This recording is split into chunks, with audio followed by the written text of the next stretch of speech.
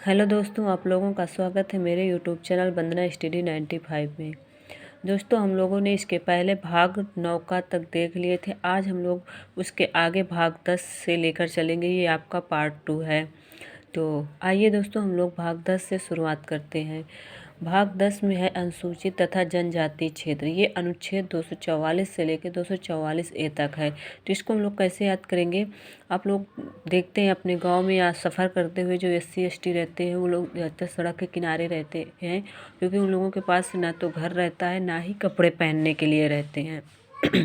तो आप लोग इसको ऐसे याद कर सकते हैं कि भाग 10 में जो है भाग 10 में यानी 10 का मतलब बस। तो आप लोग जो है बस से यात्रा करते हैं, और जब बस से यात्रा करते हैं तो देखते हैं कि सड़क के किनारे कुछ SC ST जो है ठंड के मारे कांप रहे होते हैं। उनके पास कुछ कपड़ा नहीं रहते हैं। तो आपके पास जो पैसे रहते हैं, आप एक सूटकेस रहता है उसमें, जिसमें आपके काफ़ी पैसे रहते हैं, 10 करोड़ रुपए। तो आप लोग जो है उन उन पैसों को लेकर जो है सारे SC ST जो रोड के किनारे रहते हैं उनको दे देते हैं। तो आप लोग इसको ऐसे याद कर सकते हैं कि भाग 10 में अनुसूचित तथा जनजातीय क्षेत्र है।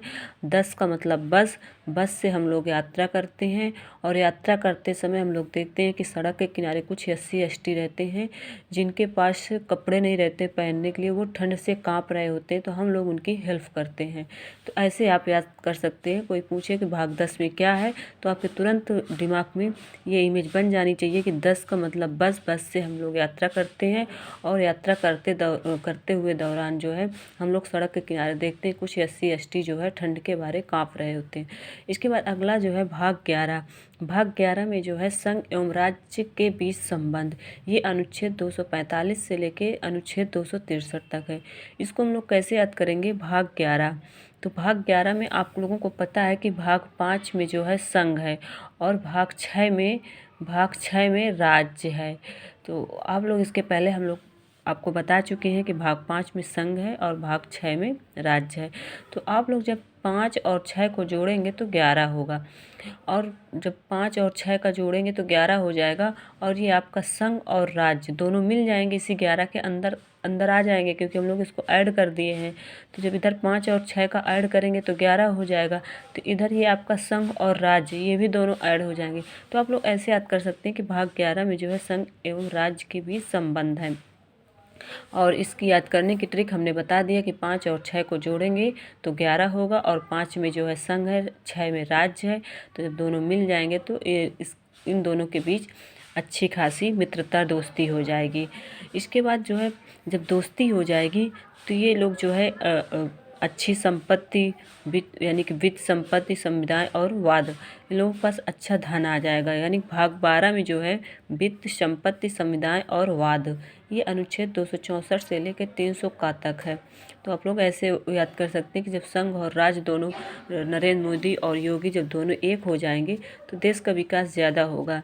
ज़्यादा जो है देश में जो है पैसा और धन खर्च करने के लिए देंगे तो देश का विकास ज़्यादा होगा। तो आप लोग ऐसे याद कर सकते हैं कि भाग 12 में जो है वित्त, संपत्ति, संविदाएं और वाद है।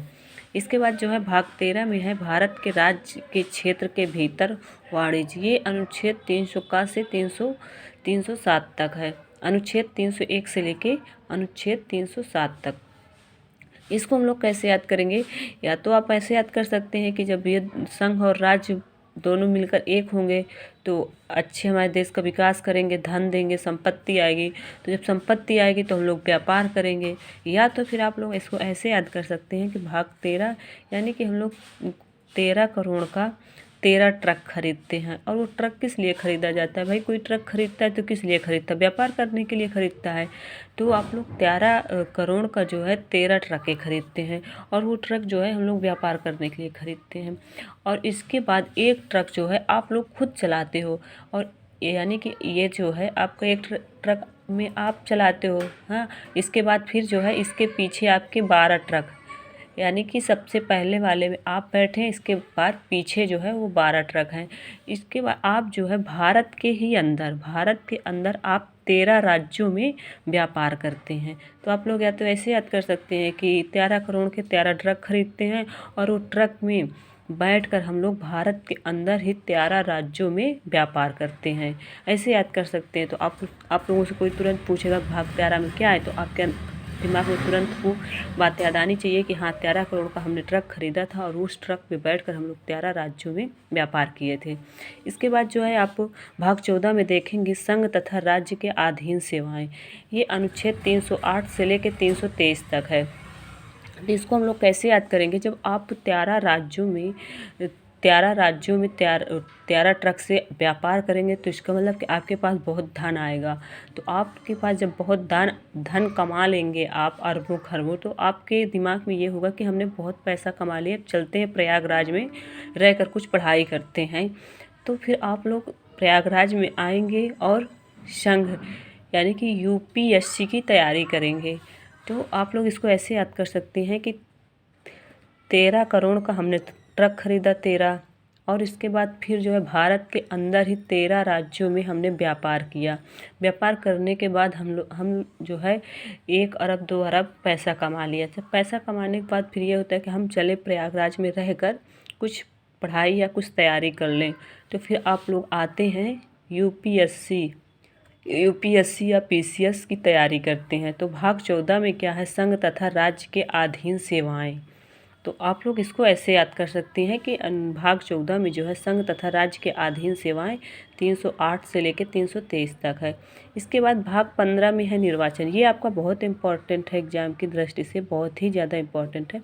भाग 15 में है निर्वाचन। ये 324 से लेकर 329 तक। इसको आप लोग कैसे याद करेंगे, ये अगर आप इसको जो ये ऊपर रहा है और ये इसको ऐसे लिखेंगे ऐसे तो निर का मतलब क्या होता है, सबको पता है कि निर का मतलब पानी होता है। तो जब निर का मतलब पानी, आप ऐसे पानी, तो पा से पानी और पा से 15। तो आप लोग ऐसे याद कर सकते हैं कि भाग 15 में जो है निर्वाचन है, और निर्वाचन निर मीन्स पानी और पा से पानी, पा से 15। तो आप लोग इसको ऐसे याद कर सकते हैं। इसके बाद फिर भाग 16 में है कुछ वर्गों के संबंध में विशेष उपबंध। ये जो है आपका अनुच्छेद 323 से लेकर 342 तक है। तो इसमें जो है आप लोग कैसे इसको याद करेंगे, इसमें देखिए जो है इसको ये लिखा है आपका स्पेशल प्रोविशियो। इसको आप जब काउंट करेंगे तो इसको देखिए 1 2 3 4 5 6 7 8 9 10 11 12 13 14 15 16। तो ये 16 वर्ड है। और भाग 16 में क्या कहा गया, कुछ वर्ग के संबंध में विशेष उपबंध। तो इसको आप लोग ऐसे याद कर सकते हैं। इसके बाद फिर भाग 17 में है राजभाषा। ये भी आपका इम्पोर्टेंट है। ये 15 और 17 18 20 ये आपके बहुत इम्पोर्टेंट है। इसमें जो है भाग 17 में कहा गया है कि राजभाषा, इसको आप लोग कैसे याद करेंगे, देखिए ये अनुच्छेद 343 से लेकर 351 तक है। तो इसको आप लोग भाग 17 को कैसे याद करेंगे, इसको याद करेंगे ऑफिशियल लैंग्वेज। राजभाषा को हम लोग बोलते हैं ऑफिशियल लैंग्वेज। तो इसको आप लोग काउंट करेंगे 1 2 3 4 5 6 7 8 9 10 11 12 13 14 15 16 17। ये 17 अक्षर है। तो भाग 17 में आपका राजभाषा हो गया ऑफिशियल लैंग्वेज। इसके बाद भाग 18 में देखेंगे आपात उपबंध है। ये अनुच्छेद 352 से लेकर 360 तक है। इसको आप लोग कैसे याद करेंगे भाग 18 को, इसमें देखेंगे इस पे लिखा है, इसको आपात उपबंध को हम लोग बोलते हैं इंग्लिश में इमरजेंसी प्रोविशियो। तो इसको आप लोग काउंट करेंगे तो 1 2 3 4, ये 5, ये 6 7 8 9 10 11 12 13 14 15 16 17 18।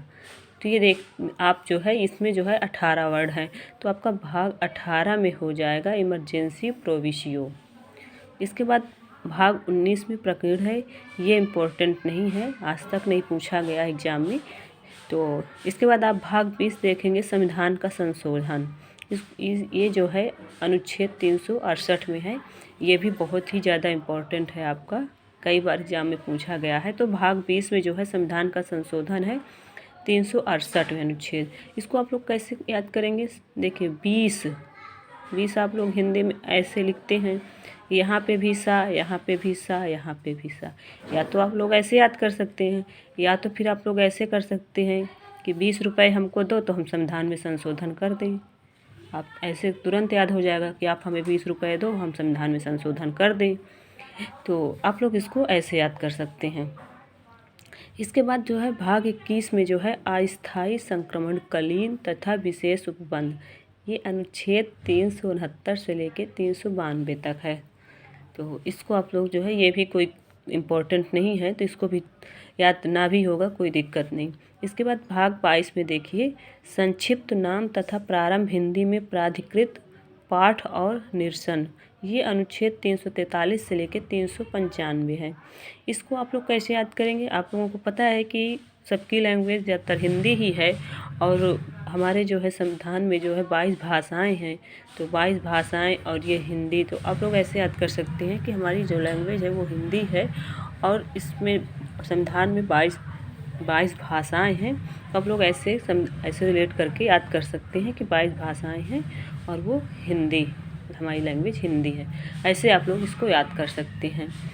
तो आज के जो है भाग आप लोग ख़त्म हो गया। कल हम लोग अनुसूचियाँ जो है ट्रिक के माध्यम से याद करने की। इसके बाद आप देखिए ये प्रत्यक्ष कर और अप्रत्यक्ष कर, ये एग्ज़ाम की दृष्टि से बहुत ही ज़्यादा इम्पोर्टेंट है और हम लोग इनमें बहुत ज़्यादा कन्फ्यूजन रहते हैं कि कौन सा प्रत्यक्ष कर है कौन अप्रत्यक्ष कर है, ये याद नहीं होता है। तो इसको हम लोग आज याद करेंगे ट्रिक के माध्यम से। तो आइए दोस्तों हम लोग देखते हैं कि इसको कैसे याद करते हैं। प्रत्यक्ष कर में है, इसकी ट्रिक है भूमि, कृषि, धन, संपत्ति और पूंजी हार कर मृत्यु निश्चित है। यानी कि आपकी कोई ज़मीन है जिसमें जैसे वो आपका देखते रहते हैं मुकदमा उसमें लगा रहता है, विवादित ज़मीन रहती है और वो फिर काफ़ी दिन तक उसमें केस चलता रहता है और लास्ट में वो केस आप हार गए। तो जब वो केस हार गए तो आपके हाथ से वो ज़मीन चली गई। तो जब ज़मीन चली गई तो फिर आप कृषि के किस में करेंगे, और जब कृषि नहीं करेंगे तो फिर आपके पास ना तो धन रहेगी, ना संपत्ति रहेगी, ना पूंजी रहेगी।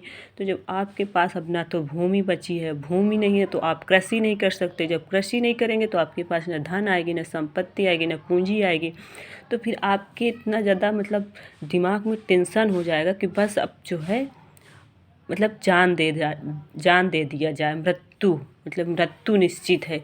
जब आप सब कुछ हार जाएंगे, भूमि हार गए तो फिर आप धन संपत्ति पूंजी सब कुछ हार गए, तो फिर आपका मन करेगा कि अब कहीं जाके जान दे दिया जाए। तो आप लोग इसको ऐसे याद कर सकते हैं कि भूमि, कृषि, धन संपत्ति और पूंजी हार कर मृत्यु निश्चित है। भूमि से हो गया भू राजस्व कर, कृषि से हो गया कृषि कर, धन से हो गया धन कर, संपत्ति से हो गया संपत्ति कर और से हो गया आयकर। ये भी बहुत ज़्यादा इम्पोर्टेंट है, कई बार पूछा गया एग्जाम में कि आयकर कैसा कर है, प्रत्यक्ष है या अप्रत्यक्ष है।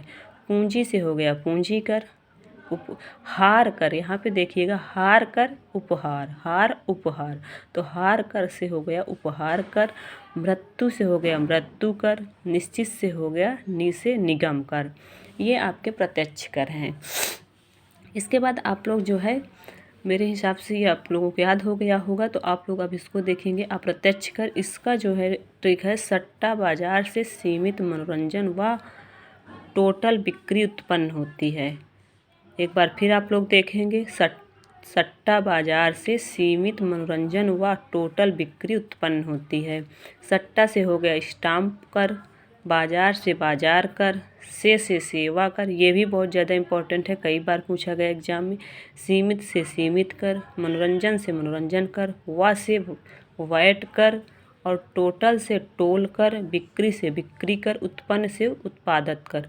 तो ये आप लोगों का प्रत्यक्ष और अप्रत्यक्ष कर मेरे हिसाब से ख़त्म हो गया और इतने से ही एग्ज़ाम में आपके पूछे जाते हैं। तो आपके जो है अब एग्ज़ाम में कोई क्वेश्चन नहीं फंसेगा इसमें से, अगर आएगा तो आप लोग इसको जो है याद कर लेंगे, एक बार देख लेंगे तो आपके दिमाग में सेट हो जाएगा।